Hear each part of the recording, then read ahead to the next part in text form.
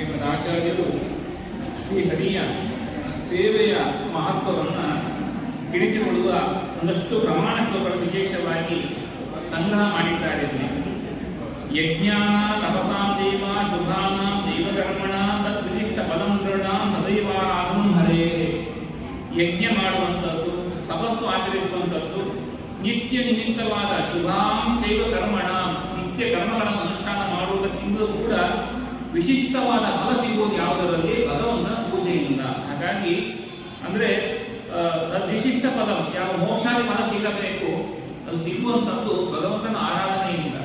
ಯಜ್ಞ ಮಾಡಿದ್ವಿ, ತಪಸ್ಸು ಮಾಡಿದ್ವಿ, ನಿತ್ಯ ಕರ್ಮ ಮಾಡಿದ್ವಿ, ಆಯಿತು, ಎಲ್ಲವೂ ಹೌದು. ಆದರೆ ಅದಕ್ಕಿಂತ ವಿಶಿಷ್ಟವಾದದ್ದು ಯಾವುದು? ಭಗವಂತನ ಆರಾಧನೆ. ಹೀಗೆ ಭಗವಂತನ ಆರಾಧನೆಯ ಮಹತ್ವವನ್ನು ಇಲ್ಲಿ ಸಂಗ್ರಹ ಮಾಡಿಕೊಡ್ತಾ ಇದ್ದಾರೆ. ಮತ್ತು ಮುಂದೆ ಹೇಳ್ತಾರೆ, ಕಲೋ ಕಲಿಮಲ ಧ್ವಂಸಿ ಸರ್ವ ಪಾಪ ಹರಂ ಹರಿ ಜಯಂತಿ ನರಾ ನಿತ್ಯಂ ದೇವಿ ವಂದ್ಯ ಯಥಾ ಹರಿ. ಈ ಕಲಿ ಯುಗದಲ್ಲಿ ಹರಿನಾಮ ಸ್ಮರಣೆಗೆ ವಿಶೇಷವಾದ ಫಲವನ್ನು ಹೇಳಿದ್ದಾರೆ. ಯಾರು ಹರಿನಾಮವನ್ನು ಸ್ಮರಣೆ ಮಾಡ್ತಾರೋ ಅವರಿಗೆ ಕಲಿ ಬಾರಿ ದೂರ ಆಗ್ತದೆ. ಹರಿ ಅಂದರೆ ಹಾಗೆ ಎಲ್ಲವನ್ನ ಹರಣ ಮಾಡ್ತಾರೆ, ನಮ್ಮ ಪಾಪವನ್ನು, ನಮ್ಮ ಕಷ್ಟವನ್ನ ಎಲ್ಲ ದೂರ ಮಾಡುವ ದೊಡ್ಡ ಶಕ್ತಿ ಅದು. ಇಂಥ ಹರಿಯನ್ನ ಅರ್ಚೆಯಂತಿ ನರಾನಿತ್ಯಂ ಯಾರು ನಿತ್ಯದಲ್ಲೂ ಕೂಡ ಅರ್ಚನೆ ಮಾಡ್ತಾರೆ. ದೇವಿ ವಂದ್ಯ ಯಥಾ ಹರಿ, ಅವರು ಕೂಡ ವಂದ್ಯರಾಗ್ತಾರೆ. ದೇವಿ ಅಂದರೆ ದೇವರಂತೆ. ಅರ್ಥಾತ್ ದೇವರ ವಿಶಿಷ್ಟವಾದ ಆರಾಧನೆ ಮಾಡುವುದರಿಂದ ಆ ಭಕ್ತಿಯಿಂದ ಭಗವದ್ಭಕ್ತನಾದ ಕಾರಣ ಅವರೂ ಕೂಡ ವಂದ್ಯರಾಗ್ತಾರೆ, ಗೌರವಕ್ಕೆ ಅರ್ಹರಾಗ್ತಾರೆ ಎಂಬ ಪ್ರಮಾಣ ಶ್ಲೋಕವನ್ನು ವಿಶೇಷವಾಗಿ ಸಂಗ್ರಹ ಮಾಡಿದ್ದಾರೆ. ಮತ್ತು ಹೇಳ್ತಾರೆ, ನಾಸ್ತಿ ಶ್ರೇಯಸ್ಕರಂ ನೃಣ ವಿಷ್ಣುರಾರಾಧನಾ ಮುನೆ ಯುಗೇಸ್ಮಿನ್ ತಾಮಸೇ ಲೋಕೆ ಸತತಂ ಪೂಜ್ಯತೆ ಗತಿಹಿ. ಈ ಕಲಿಯುಗದಲ್ಲಿ ಭಗವಂತನ ಆರಾಧನೆ ಬಹಳ ವಿಶಿಷ್ಟವಾದದ್ದು. ಯಾಕೆ? ಇದು ಕಲಿಯುಗ, ತಡೆ ಜಾಸ್ತಿ. ಸತ್ಕರ್ಮವನ್ನು ಮಾಡ್ತೇವೆ ಎಂದರೆ ತಡೆ ಜಾಸ್ತಿ ಒದಗಿ ಬರುತ್ತದೆ. ಇಂತಹ ತಡೆ ಬರ್ತಾ ಇದ್ರೂ ಕೂಡ ಯಾರು ಭಗವಂತನ ಆರಾಧನೆ ನಿಷ್ಠೆಯಿಂದ ಮಾಡ್ತಾರೆ ಅದು ವಿಶೇಷವಾಗಿ ಫಲವನ್ನು ಕೊಡ್ತದೆ ಎಂಬುದನ್ನು ತಿಳಿಸಿಕೊಡ್ತಾರೆ. ನಾವು ಇದು ನೋಡ್ತೇವಲ್ಲ, ಯಾವುದೇ ಆಗಲಿ ಸತ್ಕರ್ಮ ಮಾಡಿ ಹೊರಟ್ವಿ, ತಡೆ ತರುವುದು ಬಹಳ ಸುಲಭ. ಅಂದರೆ ಧಾರಾವಾಹಿ, ನಾವು ಟಿವಿಯಲ್ಲಿ ಈಗ ಪ್ರವಚನ ನೋಡುವಂಥದ್ದು ಮತ್ತೊಂದೊಂದಾದಾಗ ಅದು ಈ ಮಧ್ಯದಲ್ಲಿ ಜಾಹೀರಾತು ಬಂದ್ಬಿಡ್ತದೆ. ನಮ್ಮದು ಸಂಕಲ್ಪ ಒಳ್ಳೆಯದಿತ್ತು, ದೇವರ ಪೂಜೆ ನೋಡುವಂಥದ್ದು, ಆಚಾರ್ಯರ ಪ್ರವಚನ ಕೇಳುವಂಥದ್ದು ಅಥವಾ ಗುರುಗಳ ಮಾತುಗಳನ್ನು ಕೇಳುವ ಸಂಕಲ್ಪ ಒಳ್ಳೆಯದೇ ಇತ್ತು. ಆದರೆ ಕೇಳ್ತಾ ಕೂತಿದ್ದೇವೆ, ಏಕಾದಶಿ ತಿಥಿ ಇರಬಹುದು ಅಥವಾ ಇನ್ಯಾವುದು ಒಳ್ಳೆಯ ದಿನ ಅಂತ ಆಲೋಚನೆ ಮಾಡಿ ಕೂತಿದ್ದೇವೆ. ಕೂತಾಗ ಮಧ್ಯದಲ್ಲಿ ಒಂದು ಜಾಹೀರಾತು ಬಂತು, ಇಷ್ಟೊತ್ತಿಗೆ ಈ ಧಾರಾವಾಹಿ ಬರ್ತದೆ ಅಥವಾ ಇಂತಹ ವಸ್ತ್ರವನ್ನು ನೀವು ಖರೀದಿಸಿ, ಇದು ಚಂದ ಕಾಣ್ತದೆ. ನಮ್ಮ ಮನಸ್ಸಿನಲ್ಲಿ ನೋಡ್ತಾ ಇದ್ದದ್ದು, ಕೇಳ್ತಾ ಇದ್ದು ಭಗವದ್ ವಿಚಾರ ಆದರೂ ಕೂಡ ಒಂದು ಕ್ಷಣ ಅಲ್ಲಿ ಬದಲಾಯಿತು. ಮನಸ್ಸಿನಲ್ಲಿ ಇದಕ್ಕೆ ಅಲ್ಲಿ ಹಾಗ ಅದು ಬೇಗ, ಅದು ತಗೊಳ್ಳೋದಾದ್ರೆ ಹೇಗೆ, ಈ ಆಲೋಚನೆ ಅಥವಾ ಇದು ನೋಡಬೇಕು ಅಂತ ನಾನು ಏನು ವ್ಯವಸ್ಥೆ ಮಾಡ್ಕೊಳ್ಬೇಕು, ಇದು ಗಮನ ಜಾಸ್ತಿಯಾಗಿ ನಂತರದ ವಿಷಯ ಕೇಳುವಾಗ ಮನಸ್ಸು ದೂರ ಆಗಿರುತ್ತದೆ. ದೇವರ ಉತ್ಸವ ಇರಬಹುದು, ದೇವರ ಪೂಜೆ ಇರಬಹುದು, ಇನ್ಯಾವುದೇ ಮಂಗಳವಾದ ಕಾರ್ಯವನ್ನು ನೋಡ್ತಾ ಇದ್ದರೂ ಕೂಡ ವಿಘ್ನ ಬರುವುದು ಹೇಗೆ ಅಂದರೆ ಕಲಿಯುಗದಲ್ಲಿ ಈ ರೀತಿಯಾಗಿ ಮಾಯೆ ನಮ್ಮನ್ನು ಆವರಿಸಿಕೊಂಡಿರುತ್ತದೆ. ಹಾಗಾಗಿ ಇದರ ಈ ಯುಗದಲ್ಲಿ ವಿಶೇಷವಾಗಿ ಯಾರು ಹರಿಯ ಆರಾಧನೆಯನ್ನು ಮಾಡ್ತಾರೋ ಅವರು ವಿಶೇಷವಾಗಿ ಅದು ಶ್ರೇಯಸ್ಸಿ ಕಾರಣವಾಗ್ತದೆ. ಕದಂ ಪೂಜನೆ ಲಭಿಸಿ. ಹಾಗೆ ಇಲ್ಲಿ ಅದಕ್ಕಿಂತ ಶ್ರೇಯಸ್ಕರವಾದ ಮತ್ತೊಂದು ಕರ್ಮ ಇಲ್ಲ ಕಲಿಯುಗದಲ್ಲಿ ಅಂತ ವಿಷಯ ತಿಳಿಸಿಕೊಡ್ತಾರೆ. ಅರ್ಚಿತೆ ದೇವದೇವೇಶೇ ಶಂಕಚಕ್ರ ಗದಾಧರೆ ಅರ್ಚಿತಾ ಸರ್ವದೇವಾಸು ಯಥ ಸರ್ವಗತೋಹರಿ. ಭಗವಂತನನ್ನು ಪೂಜೆ ಮಾಡಿದರೆ ಸಾಕು, ಎಲ್ಲ ದೇವತೆಗಳಿಗೆ ಪೂಜೆ ಆದಂತೆ ಅಂತ ಹೇಳ್ತಾ ಇದ್ದಾರೆ. ಯಾಕೆ? ಅಲ್ಲ, ನಾವು ವಿಷ್ಣು ಪೂಜೆ ಮಾಡ್ತೇವೆ ಅಥವಾ ನಾರಾಯಣನ ಪೂಜೆ ಮಾಡ್ತೇವೆ, ನರಸಿಂಹ ನಾವು ಪೂಜೆ ಮಾಡ್ತೇವೆ, ಇಲ್ಲಿ ಗಣಪತಿ ಪೂಜೆ ಎಲ್ಲ ಆಯಿತು, ಈಶ್ವರನ ಪೂಜೆ ಎಲ್ಲ ಆಯಿತು, ಅಥವಾ ಗರುಡಶೇಷ ಇವರ ಪೂಜೆ ಹೇಗಾಗ್ತದೆ? ಯಾವುದು ಕಾಣುವುದಿಲ್ಲ ಎಂಬ ಮಾತು ಬಂದರೆ ಅಲ್ಲಿ ಹೇಳ್ತಾ ಇದ್ದಾರೆ, ಯಥ ಸರ್ವಗತೋಹರಿ, ಎಲ್ಲರ ಅಂತರ್ಯಾಮಿ ಯಾರು? ಭಗವಂತ. ಹಾಗಾಗಿ ಭಗವಂತನ ಪೂಜೆ ಆಗಿತ್ತು, ಅವರೆಲ್ಲರೂ ತೃಪ್ತರಾಗ್ತಾರೆ ಎಂಬ ದೃಷ್ಟಿಯಲ್ಲಿ ಈ ಮಾತು ಹೇಳಿದ್ದು. ಅರ್ಥಾತ್ ದೇವರ ಪರಿವಾರ ಎಂಬ ದೃಷ್ಟಿಯಲ್ಲಿ ದೇವತೆಗಳ ಉಳಿದ ದೇವತೆಗಳ ಆರಾಧನೆ ಮಾಡಬೇಕು. ಆದರೂ ಕೂಡ ದೇವರ ಪೂಜೆ ಮಾಡಿದ್ದೇವೆ, ಮತ್ತೊಬ್ಬರ ಪೂಜೆ ಮಾಡಿಲ್ಲ ಎಂಬ ಹೊರಗೂ ಬೇಡ. ಹೌದು, ಆಗಿಲ್ಲ ಇಲ್ಲ, ಕರ್ತವ್ಯ ಅವರು ಗೌರವಿಸುವ ಕರ್ತವ್ಯ ಇದ್ದೇ ಇದೆ. ಆದರೆ ಭಗವಂತನ ಪೂಜೆ ಚೆನ್ನಾಗಿದೆ ಅಂದರೆ ಮರದ ಬುಡಕ್ಕೆ ನೀರು ಹಾಕಿದರೆ ಸಾಕು. ನಾವು ಮರದ ಮೇಲೆ ನೀರು ಹಾಕುವ ಅವಶ್ಯಕತೆ ಇಲ್ಲ. ಮರದ ಬುಡಕ್ಕೆ ಹಾಕಿದರೆ ತಾನಷ್ಟೇ ತಾನು ಎಲ್ಲ ಕಡೆ ಅದು ಹೇಗೆ ತಲುಪುವುದು. ಅದರಂತೆ ಭಗವಂತನ ಆರಾಧನೆ ಮಾಡಿದರೆ ಸಾಕು, ಎಲ್ಲ ದೇವತೆಗಳು ಸಂತುಷ್ಟರಾಗ್ತಾರೆ ಅಂತ ತಿಳಿಸಿಕೊಡ್ತಾ ಇದ್ದಾರೆ. ಸ್ವರ್ಚಿತೆ ಸರ್ವಲೋಕೇಶೆ ಸುರಾಸುರ ನಮಸ್ಕೃತೆ ಕೇಶವೇ ಕಂಸ ಕೇಶಿಜ್ಞೆ ನಯಾತಿ ನರಕಂ ನರಃ. ಯಾರು ಈ ಸಕಲ ಲೋಕದಲ್ಲೂ ಕೂಡ ಅರ್ಚಿಸಲ್ಪಡುವ ಗೌರವಿಸಲ್ಪಡುವ ಭಗವಂತನ ಪೂಜೆ ಮಾಡ್ತಾರೋ ಅಂಥವರು ನರಕಕ್ಕೆ ಹೋಗುವುದಿಲ್ಲ ಅಂತ ಹೇಳ್ತಾರೆ. ಮುಂದೆ ಶಂಕರನ ಮಾತುಗಳು ನಷ್ಟು ಸಂಗ್ರಹ ಮಾಡಿದ್ದಾರೆ. ಸಕಲದಭ್ಯರ್ಥ್ಯ ಗೋವಿಂದ ಬಿಲ್ವ ಭಕ್ತೇಣ ಮಾನವ ಮುಕ್ತಿಭಾಗಿ ವಿರಾಟ್ ವಿಷ್ಣುಲೋಕೆ ಚರಂಬಸೆ. ಭಗವಂತನನ್ನ ಬಿಲ್ವ ಭಕ್ತಿಯಿಂದ ಅರ್ಪಣೆ ಮಾಡುವಂಥದ್ದು ನಾವು ಮಾಡ್ತೇವೆ. ಯಾವಾಗ ಜನ್ಮಾಷ್ಟಮಿಗೆ ಅರ್ಘ್ಯ ಕೊಡುವಾಗ ಮಾತ್ರ ಬಿಲ್ವಭಕ್ತ ಅರ್ಪಣೆ ಮಾಡ್ತೇವೆ. ಉಳಿದಿದ್ದಲ್ಲಿ ಬಿಲ್ವಭಕ್ತ ಅರ್ಪಣೆಗೆ ಅಷ್ಟು ಗಮನ ಕೊಡುವುದಿಲ್ಲ ನಾವು. ಆದರೆ ಸಕಲದ ಅಭ್ಯರ್ಥ ಒಮ್ಮೆ ಗೋವಿಂದನ ಬಿಲ್ವಭಕ್ತದ ಅರ್ಚನೆ ಮಾಡಿದರೂ ಸಾಕು, ಅವರು ಮುಕ್ತಿಗೆ ಭಾಗರಾಗ್ತಾರೆ. ಮತ್ತೊಂದು ಕಡೆ ಅರ್ಥ ಹೇಳುವಾಗ ಬಿಲ್ವಭಕ್ತ ಅಂದರೆ ತುಳಸಿ ಮಂಜರಿಯಾತು ಸಾ ಬಿಲ್ವೇ ಅಭಿಧೀಯತೆ ಅಂತ ಒಂದು ಪ್ರಮಾಣವನ್ನು ಹೇಳಿದ್ದಾರೆ. ತುಳಸಿ ಮಂಜರಿ ಸಹಿತವಾದ ತುಳಸಿ ಏನಿದೆ ಇದಕ್ಕೆ ಬಿಲ್ವ ಅಂತ ಹೆಸರಿದೆಯಂತೆ. ಹಾಗಾಗಿ ಅದರ ಅರ್ಚನೆಯನ್ನು ಅರ್ಥ ಮಾಡಬಹುದು. ಮತ್ತು ಬಿಲ್ವ ಭಕ್ತಿಯಿಂದಲೂ ಕೂಡ ಭಗವಂತನ ಆರಾಧನೆ ಮಾಡಿದರೆ ವಿಷ್ಣು ಲೋಕದಲ್ಲಿ ವಾಸವದಲ್ಲಿ ಬರ್ತದೆ. ಸಕೃತ್ ಅಭ್ಯರ್ಥಿತೋ ಏನ ದೇವದೇವ ಜನಾರ್ದನ ಯತ್ಕೃತಂ ತತ್ಕೃತಂ ತೇನ ಸಂಪ್ರಾಪ್ತಂ ಪರಮಂ ಪದಂ. ಒಮ್ಮೆ ಆದರೂ ಭಕ್ತಿಯಿಂದ ಪೂಜೆ ಮಾಡಿದರೆ ಸಾಕು. ಅಂದ್ರೆ ಒಮ್ಮೆ ಮಾಡ್ತೇವೆ ಬಿಡುತ್ತೇವೆ ಈ ಅರ್ಥ ಅಲ್ಲ. ಇದು ಭಕ್ತಿಯಿಂದ ಮಾಡುವಂಥದ್ದು. ಮಿಕ್ಕಿದಲ್ಲೂ ಮಾಡಬೇಕು. ಭಕ್ತಿ ಅನ್ನುವಂಥ ಬರುವುದಿಲ್ಲ. ನಮ್ಮ ವ್ಯಾಪಾರದ ಭಾವನೆ ಇರುವುದರಿಂದ ಭಗವಂತನ ಎತ್ತರದ ಅರಿವಿಗೆ ನಿಜವಾಗಿಯೂ ಶರಣಾಗತಿಯಿಂದ ಒಮ್ಮೆ ಪೂಜೆ ಮಾಡಿದರೂ ನಮಗೆ ಆ ಮೋಕ್ಷವ ಸ್ಥಾನ ಅದು ಖಂಡಿತ ಸಿಗ್ತದೆ ಎಂಬುದನ್ನು ಶಂಕರ ಹೇಳುವಂತಹ ಎಲ್ಲ ಇದು ಪ್ರಮಾಣ ವಾಕ್ಯಗಳು. ಮುಂದೆ ಸಕಲಭ್ಯತಿತೋ ಏನ ಹೇಳಯಾತಿ ನಮಸ್ಕೃತಃ ಸಯಾತಿ ಪರಮಂ ಸ್ಥಾನ ಯಸ್ತುರೈರವದುಲ್ಲಭಂ. ಕೆಲವು ಸಲ ನಾಟಕೀಯವಾಗಿ ದೇವರ ಮಾತನ್ನು ಹೇಳುವುದು, ನಮಸ್ಕಾರ ಮಾಡುವುದು ಮಾಡ್ತೇವೆ. ಹೀಗೆ ಮಾಡಿದರೂ ಕೂಡ ಹೇಳಯ ಅಂದರೆ ಹಾಸ್ಯ ಅಂತ ಅರ್ಥ ಮಾಡಿದ್ದಾರೆ, ಅಥವಾ ಅನಾದರ, ಭಕ್ತಿ ಇಲ್ಲ. ಎಲ್ಲರೂ ಕೈ ಮುಗಿತಾರಲ್ಲ, ನಾವು ಮುಗ್ಕೊಂಡು ಹೋಗುವಂಥದ್ದು. ಅವರೆಲ್ಲ ಜೊತೆ ನಾವು ಬಂದಾಗ ನಾನು ಮಾಡಲಿಲ್ಲ ಅಂದರೆ ಹೇಗೆ ಎಂಬುವ ಚಿಂತನೆ ಜೊತೆಗೆ ದೇವರಿಗೆ ನಮಸ್ಕಾರ ಮಾಡಿದರೂ ಕೂಡ ಅದು ವಿಶೇಷವಾದ ಸ್ವರ್ಗ ಪ್ರಾಪ್ತಿ ಕಾರಣ ಆಗ್ತದೆ. ಅಂದರೆ ಅಲ್ಪ ಕಾರ್ಯಕ್ಕೆ ಎಷ್ಟು ಫಲ ಇರುವಾಗ ಭಕ್ತಿಯಿಂದ ನಮಸ್ಕರಿಸಿ ಇನ್ನೆಷ್ಟು ಫಲ ಎಂಬ ಉದ್ದೇಶ ಇಷ್ಟೇ ಇಲ್ಲ. ನಾವು ಹೇಗಾದರೂ ನಮಸ್ಕಾರ ಮಾಡಿ ದೇವರ ಅನುಗ್ರಹ ಮಾಡ್ತಾರೆ, ಹಾಗಾಗಿ ಗೌರವದಿಂದ ಮಾಡಿ ಏನು ಸಮಸ್ಯೆ, ಈ ರೀತಿ ಅಲ್ಲ.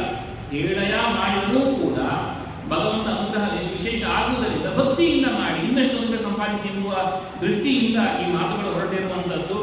ಮತ್ತೆ ನಾರದರ ಮಾತುಗಳನ್ನು ಸಂಗ್ರಹ ಮಾಡಿದ್ದಾರೆ. ಸಮಸ್ತ ಲೋಕದೇವ ನಾಥಸ್ಯ ದೇವಸ್ಯ ಶಾಂಗಿನಃ ಸಾಕ್ಷಾತ್ ಭಗವತ ವಿಷ್ಣು ಪೂಜನಂ ಜನ್ಮನಃ ಫಲಂ. ಯಾರು ದೇವರ ಪೂಜೆಯನ್ನು ಅಭ್ಯಾಸ ಮಾಡಿಕೊಂಡಿದ್ದಾರೋ ಇದು ಈ ಜನ್ಮಕ್ಕೆ ನಮಗೆ ವಿಶೇಷವಾದ ಫಲ. ಇದು ಮಾನವ ಹುಟ್ಟಿದ್ದಕ್ಕೆ ಮುಖ್ಯವಾದ ಪ್ರಯೋಜನ ಏನು ಅಂದರೆ ದೇವರ ಪೂಜೆ ಮಾಡುವಂಥದ್ದು. ಆ ನಿಷ್ಠೆ ನಮಗೆ ಬಂದಿದೆ ಅಂತಾದರೆ ನಮ್ಮ ಜನ್ಮ ಸಾರ್ಥಕ. ಇಲ್ಲ ಒಂದಿನ ಮಾಡಿದ್ವಿ, ಕಟ್ಟಿ ಇಟ್ವಿ, ಒಂದು ಕೆಲವು ಈ ನಮ್ಮಲ್ಲಿ ಅಷ್ಟು ಆಚರಣೆ ಆಗಿಲ್ಲ, ಘಟ್ಟದ ಮೇಲೆ ಒಂದು ಆಚರಣೆ ಇದೆ. ದೊಡ್ಡ ದೇವರ ಪೆಟ್ಟಿಗೆ ಅಂತ ಮಾಡಿ ಕಟ್ಟಿ ಇರ್ತಾರೆ. ಅದನ್ನು ಅದು ತೆಗೆಯುವುದು ವರ್ಷಕ್ಕೊಮ್ಮೆ, ಯಾವ ವಿಶೇಷ ದಿನಗಳಲ್ಲಿ ಮಾತ್ರ ತೆಗೆಯುವುದು, ವಿಶೇಷ ಪೂಜೆ ಮಾಡ್ತಾರೆ. ಮತ್ತೆ ಕಟ್ಟಿ ಇರುವಂಥದ್ದು ನಿತ್ಯ ಪೂಜೆಗೆ ಯಾವ ಸಾಲಿಗ್ರಾಮ ಇಟ್ಕೊಂಡಿರ್ಬೋದು, ಅಥವಾ ಇಲ್ಲ ಅಂತಾದರೆ ಪೂಜೆ ಇಲ್ಲ. ನಮ್ಮಲ್ಲಿ ದೊಡ್ಡ ಪೆಟ್ಟಿಗೆಯಲ್ಲಿ ಹೇಗಿದೆ, ಅದು ಕೃಷ್ಣಾಜಿನದ ಪೆಟ್ಟಿಗೆಯಲ್ಲಿ ಕಟ್ಟಿ ಇಟ್ಟಿರಬಹುದು, ಇನ್ಯಾವುದರಲ್ಲಿ ಕಟ್ಟಿರ್ತಾರೆ. ಈ ಒಂದು ದಿನ ಆಚಾರವನ್ನು ಕರೆಸಿ ಅಭಿಷೇಕಾದಿಗಳನ್ನು ಮಾಡಿ ವರ್ಷದಲ್ಲಿ ಒಮ್ಮೆ. ಇದು ಘಟ್ಟದ ಮೇಲಿನ ಸಂಪ್ರದಾಯ ಹೀಗಿದೆ, ಮನೆ ಮನೆಗಳಲ್ಲಿ ಇರ್ತದೆ, ಸಾಧಾರಣವಾಗಿರ್ತದೆ. ನಮ್ಮಲ್ಲಿ ಆ ರೀತಿ ಇಲ್ಲ, ಈ ರೀತಿ ಕಟ್ಟಿ ಇರುವಂಥ ಪ್ರಸಂಗ ಇಲ್ಲ. ಇದ್ದರೆ ಪೂಜೆ ಆಗ್ತದೆ, ಇಲ್ಲ ಅಂದರೆ ಇಲ್ಲ. ಆದರೆ ಜನ್ಮದ ಫಲ ಯಾವುದು? ದೇವರ ಪೂಜೆ ಮಾಡುವ ದೀಕ್ಷೆ ನಾವು ಒದಗಿ ಬಂದಿದೆ, ಇದೆಲ್ಲ ಪೂಜೆ ಮಾಡ್ತಾ ಇದ್ದೇವೆ, ನಮ್ಮ ಜನ್ಮ ಸಾರ್ಥಕ. ನಾವು ಇಷ್ಟು ಸಂಪಾದನೆ ಮಾಡಿದ್ವಿ, ಅದಾಗಿ ಇದಾಗಿ ಎಲ್ಲದಕ್ಕೂ ಕೂಡ ಮಿಗಿಲಾದದ್ದು ಯಾವುದು ಅಂದರೆ ಭಗವತ್ ಪೂಜೆ ಮಾಡುವಂಥದ್ದು ಎಂಬುದನ್ನು ನಾರದರು ಹೇಳ್ತಾ ಇದ್ದಾರೆ. ಮುಂದೆ ಪುಲಸ್ತ್ಯರು ಹೇಳ್ತಾರೆ, ಭಕ್ತ್ಯ ದೂರ್ವಾಂಗೈ ಭೂಮಿ ಪೂಜಿತ ಪುರುಷೋತ್ತಮ ಹರಿದದಾನಿ ಫಲಂ ಯಜ್ಞೈ ಸರ್ವಯಜ್ಞೇಶ ದುರ್ಲಭಂ. ಯಾರು ಭಗವಂತನನ್ನ ಗರಿಕೆಯಿಂದ ಅರ್ಚನೆ ಮಾಡಿದರೆ, ಇಲ್ಲ ಗರಿಕೆ ಅನ್ನುವಂಥ ಗಣಪತಿಗೆ ಮಾತ್ರ ಹಾಕಬೇಕು, ದೇವರಿಗೆ ಹಾಕಬಾರದು ಅನ್ನುವಂಥ ಭಾವ ಇದ್ದರೆ ಇಲ್ಲಿ ಪುಲಸ್ತ್ಯರ ಮಾತನ್ನು ಸಂಗ್ರಹ ಮಾಡಿ ಕೊಟ್ಟಿದ್ದಾರೆ. ಭಕ್ತಿಯಿಂದ ದುರ್ವಾಂಗುರ ಗರಿಕೆಯನ್ನು ಅರ್ಪಣೆ ಮಾಡಿದರೆ ಎಲ್ಲ ಯಜ್ಞಗಳಿಂದ ಸಿಗದ ಫಲವನ್ನು ವಿಶೇಷ ಕೊಡ್ತಾನೆ ಭಗವಂತ ಅಂತ ತಿಳಿಸಿಕೊಡ್ತಾರೆ. ಮುಂದೆ ವಿಧಿನ ದೇವದೇವೇಶ ಶಂಕಚಕ್ರ ಧರೋಹರಿ ಫಲಂ ದದಾಶುಧಂ ನಲ್ಲೇನಾಚ ಪೂಜಿತಃ. ಭಗವಂತನನ್ನು ಪೂಜೆ ಮಾಡುವಾಗ ಇಂಥದ್ದೇ ಭಕ್ಷ್ಯ ಮಾಡಬೇಕು, ಇಂಥದ್ದು ನೈವೇದ್ಯ ಇರಬೇಕು ಎಂಬ ಯಾವ ಚಿಂತನೆ ಇಲ್ಲ. ಅನುಕೂಲ ಇದ್ದರೆ ಖಂಡಿತ ಮಾಡಬೇಕು, ಇಲ್ಲ ಅಂತಾದರೆ ಕೇವಲ ನೀರು. ನಮಗೆ ಷೋಡಶೋಪಚಾರ ಪೂಜೆಯಲ್ಲಿ ಅರ್ಘ್ಯ ಪಾದ್ಯ ಆಚಮನ ಅಂತೆಲ್ಲ ಎಲ್ಲ ಒಂದು ಸೌಟಿನಲ್ಲಿ ನೀರು ತೆಗೆದು ಅದನ್ನೇ ಬಿಡ್ತಾ ಹೋಗ್ತೇವೆ. ಈಗ ಅರ್ಘ್ಯ ಆಚಮನ ಮತ್ತೆ ಮಧುಪರ್ಕ ಏನು ಮಾಡೋದಿಲ್ಲ, ಒಂದು ನೀರು. ಆಮೇಲೆ ಗಂಧಂ ಸಮರ್ಪಯ ಪುಷ್ಪಂ ಸಮರ್ಪಯ ಅಲ್ಲೇ ಎಲ್ಲ ಒಂದು ಸೌಟಿನಲ್ಲಿ ಆ ಸೌಟು ನೀರು ಪೂರ್ತಿ ಹಾಕುವುದಿಲ್ಲ, ಆ ಸೌಟಿನ ಒಂದೊಂದು ನೀರು ಬೀಳ್ತಾ ಈಗ ಹೇಳ್ತಾ ಹೋಗ್ತೇವೆ. ಅರ್ಥಾತ್ ಅಂತಹ ಪೂಜೆ ಮಾಡಿ ಸಲಿಲೇನಾಥ ಪೂಜಿತಃ ಸುಲಭಂ, ಬಹಳ ಸುಲಭ ಭಗವಂತ. ಸುಲಭ ಅಂತ ನಮಗೆ ಹೆಸರಿದೆ, ಸುಲಭ ಅಂತ ವಿಷ್ಣು ಹಾಕಲು ಬರ್ತದೆ, ವಿಷ್ಣುವಿನ ಹೆಸರು ಸುಲಭ ಅಂತ. ಸುಲಭಂ ಅಂದ್ರೆ ಬಹಳ ಸರಳವಾದ ಪೂಜೆಯಿಂದಲೂ ಕೂಡ ಪ್ರಸನ್ನನಾಗಿ ನಮಗೆಲ್ಲ ಅನುಗ್ರಹವನ್ನು ಮಾಡ್ತಾನೆ. ಹಾಗೆ ಭಗವದ್ಗೀತೆಯ ಮಾತು ಪತ್ರಂ ಪುಷ್ಪಂ ಫಲಂ ತೋಯಂ ಯೋಮೇ ಭಕ್ತ್ಯಾ ಪ್ರಯಚ್ಛತಿ ಅಂತ ಕೃಷ್ಣ ಹೇಳಿದ ಮಾತು ಇದೆ. ಫಲವನ್ನು ಅರ್ಪಣೆ ಮಾಡಬೇಕು, ಪುಷ್ಪವನ್ನು ಅರ್ಪಣೆ ಮಾಡಬೇಕು, ಯಾವುದು ಮಾಡಬೇಕು, ಹೇಗೆ ಮಾಡಬೇಕು, ಭಕ್ತಿಯಿಂದ ಮಾಡಬೇಕು. ನಿಷಿದ್ಧವಲ್ಲದಂತ ಫಲವನ್ನು ಅರ್ಪಣೆ ಮಾಡಬೇಕು, ನಿಷಿದ್ಧವಲ್ಲದ ಪತ್ರೆಯನ್ನು ಅರ್ಪಣೆ ಮಾಡಬೇಕು, ನಿಷಿದ್ಧವಲ್ಲದ ಹೂವನ್ನು ಅರ್ಪಣೆ ಮಾಡಬೇಕು, ಎಲ್ಲ ವಿಹಿತವಾದದ್ದು. ಈ ರೀತಿಯಾಗಿ ಭಗವತ್ ಆರಾಧನೆ ನಮ್ಮ ಜನ್ಮ ಸಾರ್ಥಕತೆ ಅದು ಕಾರಣ ಆಗ್ತದೆ ಎಂಬುದನ್ನು ತಿಳಿಸಿಕೊಡುತ್ತಾ ಮುಂದೆ ಧರ್ಮ ಹೇಳುವಂತಹ ಮಾತು. ಅರ್ಥಾತ್ ಯಮಧರ್ಮರಾಜ ಪ್ರಶ್ನೆ ಮಾಡ್ತಾನಂತೆ, ನರಕೆ ಪಚ್ಯಮಾನಸ್ತು ಯಮೇನ ಪರಿಭಾಷಿತ ಕಿಂ ತ್ವಯ ನಾಟ್ಯೋ ದೇವ ಕೇಶವ ಕ್ಲೇಶನಾಶನಃ.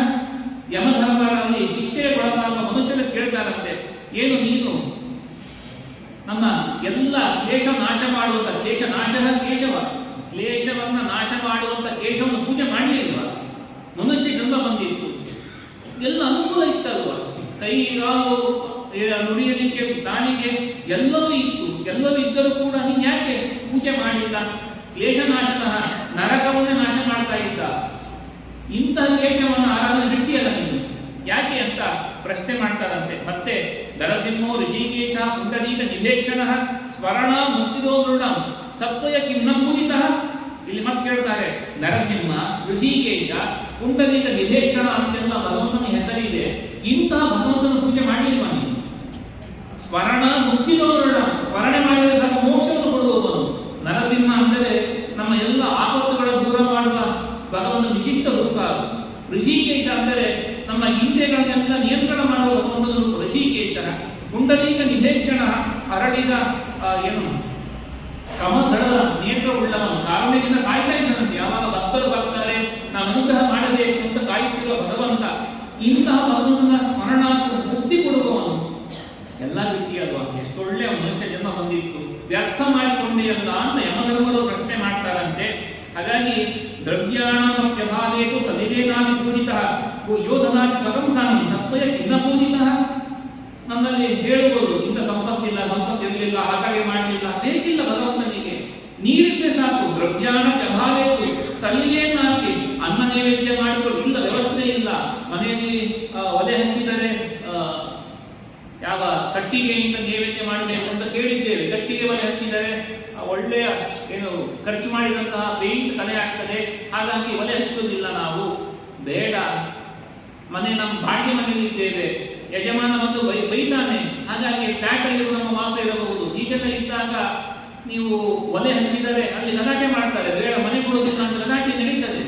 ಇದು ವಾಸ್ತವ ಕೂಡ ಬೆಂಗಳೂರಿನಂತಹ ಪ್ರದೇಶಗಳಲ್ಲಿ ಇದು ನಡೀತದೆ. ನೀವು ಇದ್ದಿದ್ದನ್ನು ಹಾಕಿ ಮಾಡಿದ್ರೆ ಹೊಗೆ ಪೂರ್ತಿ ಆಗ್ತದೆ, ಮನೆ ನಿಮ್ಮ ಬಾಡಿಗೆ ಮನೆ ಕೊಡುವುದಿಲ್ಲ, ಮಡಿ ನಾವು ಮಾಡಲಿಕ್ಕೆ ಅವಕಾಶ ಇಲ್ಲ, ಆದರೆ ನಾವು ಅಲ್ಲೇ ವಾಸ ಮಾಡುವ ಒಂದು ಸಂಕಷ್ಟಕ್ಕೆ ಸಿಲುಕಿದ್ದೇವೆ. ಈ ಸಂದರ್ಭದಲ್ಲಿ ಏನು ಮಾಡಬಹುದು? ಸಲಿಲೇನ ನೀರಿನಿಂದ ಪೂಜೆ ಮಾಡಿ. ದ್ರವ್ಯಾಣ ವ್ಯಭಾವೇತು, ಹಣ್ಣು ಸಿಗಲಿಲ್ಲ, ಏನು ಮಳೆ ಜಾಸ್ತಿ ಬಂತು, ಹೊರಗೋಗ್ಲಿಕ್ಕೆ ಆಗಲಿಲ್ಲ, ಏನೂ ಇಲ್ಲ, ನೀರಿನಿಂದ ಅರ್ಪಣೆ ಮಾಡಿ. ನೀರನ್ನು ಅರ್ಪಣೆ ಮಾಡಿ ಭಗವಂತ ಸಂತುಷ್ಟನಾಗ್ತಾನೆ. ದ್ವಾದಶಿ ಪೂಜೆ ಆಗಬೇಕು, ಸಾಧನ ದ್ವಾದಶಿ ಬಂದಿದೆ, ಅಲ್ಪಕಾಲದ ಅವಕಾಶ, ಹೀಗಿದ್ದಾಗಲೂ ಕೂಡ ಮಾಡುವುದು ಹೇಗೆ? ನೀರಿನಿಂದ. ಸ್ವಾಮಿ ನೀರು ಅರ್ಪಣೆ ಮಾಡ್ತಾ ಇದ್ದೇನೆ, ಸ್ವೀಕಾರ ಮಾಡು.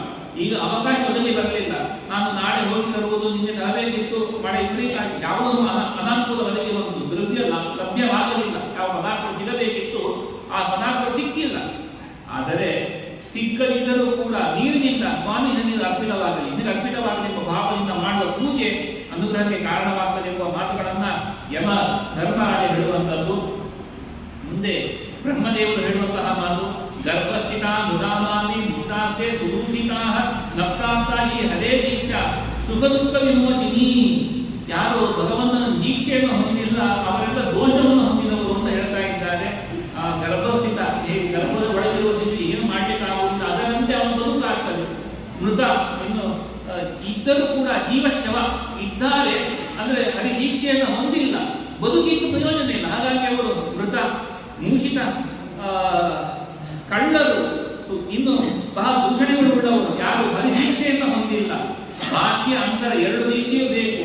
ಅರ್ಥಾತ್ ಹೊರಗಿನಿಂದ ದ್ವಾದಶ ಕುಂಡ ಧಾರಣೆ ಮಾಡಿಕೊಂಡು ಶಂಖಚಕ್ರ ಭಗವಂತನ ಆಯುಧಗಳನ್ನು ಧಾರಣೆ ಮಾಡಿಕೊಳ್ಳುವಂತಹ ಇಂಥ ಕರ್ತವ್ಯ ಜೊತೆಗೆ ಅಂತರಂಗದಲ್ಲೂ ಕೂಡ ನಾನು ಹರಿದಾಸನ ಎನ್ನುವ ಭಾವದಿಂದ ಹರಿದಾಸನ ನಾಮವನ್ನು ಅದು ಪ್ರತಿನಿಧಿಸುವಂಥ ನಾಮವನ್ನು ಇಟ್ಟುಕೊಳ್ಳುವಂಥದ್ದು ಇದೆಲ್ಲ ಕರ್ತವ್ಯ. ಹೀಗೆ ನಮ್ಮ ಜೀವನ ಇರಬೇಕು, ಆ ರೀತಿ ಬದುಕುವಂಥ ನಿಜವಾದ ಬದುಕು. ಇಲ್ಲ ಅಂತಾದರೆ ಬದುಕಿದ್ದು ಸತ್ತಷ್ಟೇ ಎಂಬುದಾಗಿ ಬ್ರಹ್ಮದೇವರು ಹೇಳಿದಂತಹ ಮಾತು. ಹೀಗೆ ಶ್ರೀಹರಿಯ ಪೂಜೆಗೆ, ಶ್ರೀಹರಿಯ ದೀಕ್ಷೆಗೆ ಇರುವಂಥದ್ದು ಮನುಷ್ಯ ಜನ್ಮ. ಆ ಜನ್ಮವನ್ನು ಸಾರ್ಥಕ ಮಾಡಿಕೊಳ್ಳಿ ಎಂಬುವಂಥ ಉದ್ದೇಶದಿಂದ ಹೊರಟದ್ದೇ ಈ ಶ್ರೀಕೃಷ್ಣ ಅಮೃತ ಮಹಾರಣವ. ಇದರಲ್ಲಿರುವಂಥದ್ದೆಲ್ಲೋ ಇಂಥದ್ದೇ ಮಾತು. ಅವು ದೊಡ್ಡವರು ಭಗವಂತ ಅನುಗ್ರಹದಿಂದ ವಿಶೇಷವಾಗಿ ಅನುಗ್ರಹಿತರಾದವರೆಲ್ಲರ ವಚನವನ್ನು ಸಂಗ್ರಹ ಮಾಡಿ ಶ್ರೀಮದ್ ಆಚಾರ್ಯ ಕೊಟ್ಟಿದ್ದಾರೆ. ಮುಂದೆ ಏಕಾದಶಿಯ ವಿಚಾರಗಳೆಲ್ಲವೂ ಓದಿದೆ. ಇವತ್ತಿಗೆ ಸಾಕು. ಶ್ರೀಕೃಷ್ಣ ಸಾಕು. ಭಗವಂತನ ಸ್ಮರಣೆ ಎಚ್ಚರ ನಮಗಿರಲಿ. ಬಾಯಿಂದ ಸುಮ್ಮನೆ ಕುಳಿತಾಗ ಕೇಶವ, ನಾರಾಯಣ, ಋಷಿಕೇಶ, ಶ್ರೀಹರಿ ಏನಾದರೂ ತೊಂದರೆ ಇಲ್ಲ. ಸ್ಮರಣೆಯನ್ನು ಅಭ್ಯಾಸ ಮಾಡಿ. ಒಂದೇ ಸಲಕ್ಕೆ ಖಂಡಿತ ಬರುವುದಿಲ್ಲ. ಅದು ದಿನದಿನವೂ ಅಭ್ಯಾಸ ಮಾಡಿದರೆ ಮುಂದೆ ಕುಳಿತಾಗ ಏಳುವಾಗ ಬರ್ತದೆ. ಅದು ಹಾಸ್ಯ ಮಾಡುವಾಗಲೂ ಕೃಷ್ಣ ನಾರಾಯಣ ಅಂತ ಹೇಳಿದರೂ ಕೂಡ ಅದು ಪುಣ್ಯಪ್ರದ ಅಂತ ದಾಸರ ಮಾತುಗಳಿದೆ, ಶಾಸ್ತ್ರದ ಮಾತುಗಳಿದೆ. ಒಟ್ಟಿನಲ್ಲಿ ನಮ್ಮ ಜೀವನ ಸಾರ್ಥಕವಾಗಬೇಕು. ಸಾರ್ಥಕವಾಗುವ ಬಗೆ ನಾಮ ಸ್ಮರಣೆಯಿಂದ ಅದರ ಫಲ ದೊಡ್ಡದಿದೆ. ಒಂದಷ್ಟು ಅನುಭವಿಸಬೇಕು ನಾವು.